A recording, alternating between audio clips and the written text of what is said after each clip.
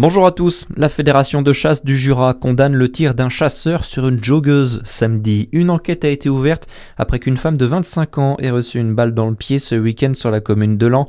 Dans un communiqué, le président de la Fédération de chasse, Christian Laglisse, a exprimé sa consternation et sa tristesse hier. Il annonce que la fédération se portera partie civile auprès de la victime et que l'organisme participe de manière très active à l'enquête. Le chasseur mis en cause a rapidement été identifié. En Saône-et-Loire, une marche est organisée samedi dans le centre-ville de Châlons.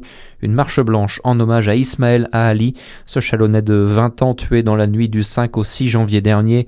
Dans cette affaire, on rappelle qu'un homme de 21 ans a été mis en examen pour crime raciste. Hier, dans un communiqué, c'est la section chalonnaise de la Ligue des droits de l'homme qui a relayé l'appel de la famille à une marche blanche. C'est une annonce de la SNCF. Mardi, un nouveau TGV low cost devrait bientôt passer par Dijon. Dès le mois de décembre prochain, 2 nouvelles liaisons grande vitesse viendront compléter l'offre au départ et à destination de la région Grand Est. Parmi ces 2 lignes, une entre Strasbourg et Marseille, qui passera notamment par Dijon et Besançon. Une bonne nouvelle pour les entrepreneurs dans la région. Cette année, plusieurs structures se donnent la main et allient leurs forces pour donner un coup de pouce à celles et ceux qui veulent donner vie à leurs bonnes idées. C'est l'objectif du dispositif Fruité, un parcours accompagnement mis en place par Cluster Jura, Copilote et France Active Franche-Comté, 3 structures spécialisées dans l'aide aux entrepreneurs. Lauren Dutch est référente du dispositif pour le Cluster Jura. Selon elle, c'est un moyen de faire synergie pour plus d'efficacité. On s'est associé du coup avec eux pour vraiment avoir, on va dire, une plus grosse force de frappe sur tout le territoire. Et en fait, chacun avec ses spécificités. Sur le financement, par exemple, de projets, la coopération et Copilote, il permet à des entrepreneurs d'avoir un statut de salarié.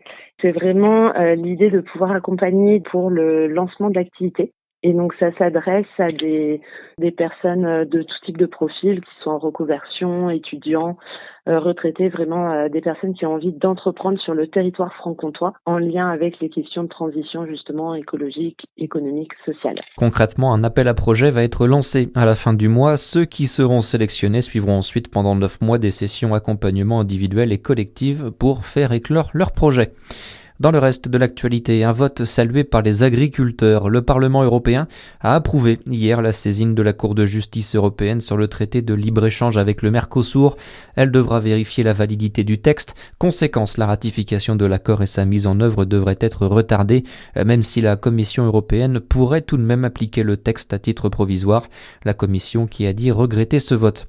Enfin le foot, soirée difficile hier pour Marseille en Ligue des Champions. L'Olympique de Marseille n'a rien pu faire contre Liverpool, une défaite 3-0 au Vélodrome. Très bonne journée sur Fréquence Plus, à suivre c'est votre météo.